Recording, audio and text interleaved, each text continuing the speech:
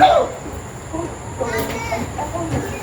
now that we've learned the properties through our song, let's look at the some examples to understand them even better. So here are more examples. Kindly read it. 3 plus 9 equals 12. 4 plus 7 equals 7 plus 2 equals 11. 2 plus 3 plus 5 equals 2 plus 3 plus 5 equals 10. 9 plus 0 equals 9. 6 plus negative 6 equals 0. Okay, so 3 plus 9 is equal to 12. What properties of real numbers does number 1 have? Closure number. And closure property. Okay, closure property. So in number 2, 4 plus 7, 7 plus 4 is equal to 11. What properties of real number is it? Commutative property. Okay, commutative property. So 2 plus 3 plus 5 is equal to 2 plus 3 plus 5 is equal to 10. Associative property. Associative property. So 9 plus 0 is equal to 9. Identity property. Okay, identity property. So 6 plus negative 6 is equal to 0. Inverse property. Okay, inverse property. So when we add two real numbers and the result is still a real number, just like for example, number 1, 3 plus 9 is equal to 12, what property of addition is this? Kaya? Closure property. Okay, closure property, very good. So, what about if you see that the order of the addends changes but the sum stays the same? Like for example, number 2, 4 plus 7, 7 plus 4. Idawis bitangan.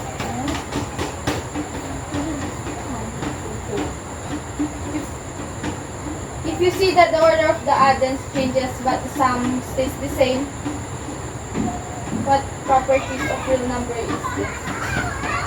Like number 2, 4 plus 7, 7 plus 4.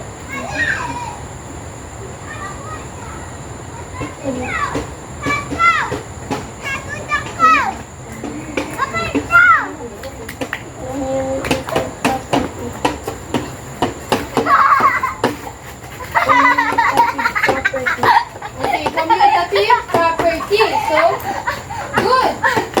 What about grouping of numbers changes but the answer remains the same? Like for example, number 3.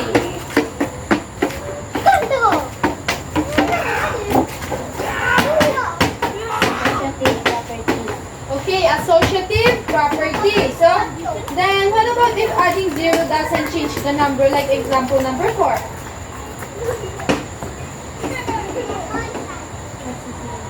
Ay, zero. At zero. Identity. Can you stand and say it? Identity property. Okay, identity property. So, very good. But when a number and its opposites are add up to 0, what is it?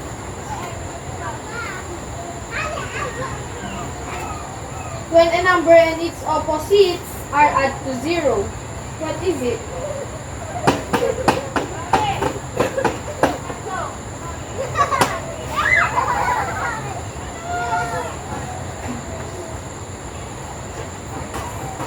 Inverse property.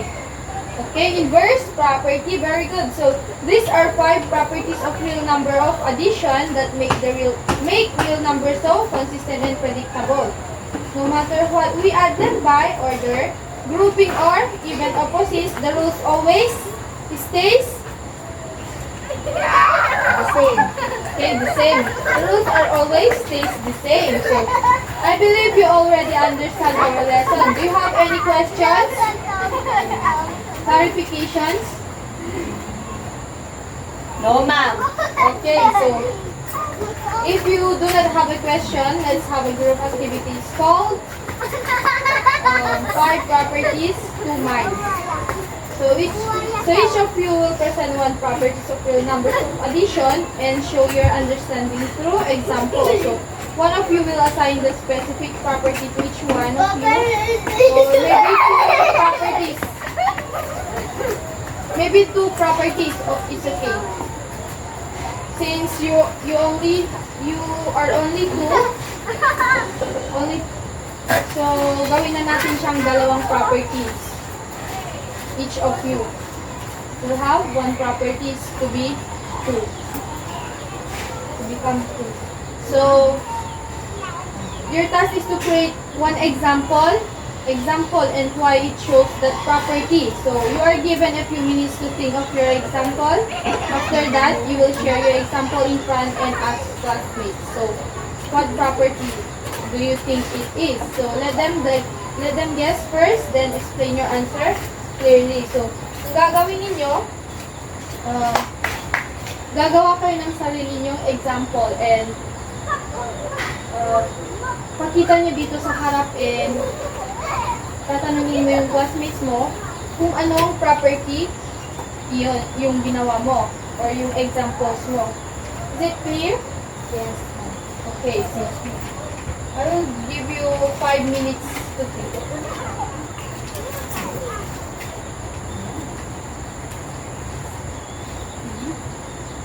Choose one properties with the 5 properties of real numbers. Choose one only.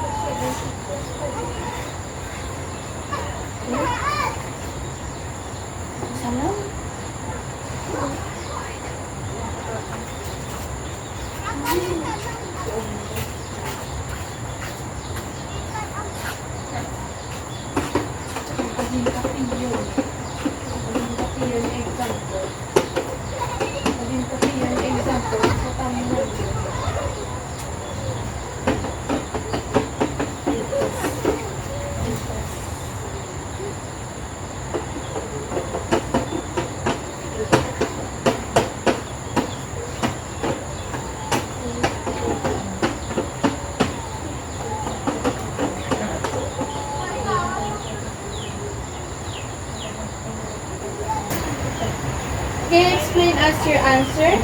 Pag pinag-add mo ang dalawang real number ay equal to real number. Okay, so pag pinag-add mo ang dalawang real numbers is equal to real number pa rin, anong properties of real number yun? Closure property. Okay, closure property. So, next, Thea, what about you? And can we tell us your example? Say it in explain. 9 plus 0 equals 9. Okay, 9 plus 0 is equal 9. Is equal to 9. Anong properties iyon? Anong property iyon? Identity property. Identity property. So, is it correct, Miss Thea? Okay, so, can you explain us kung bakit naging identity property yun? Identity property kasi nai-add siya sa 0. And,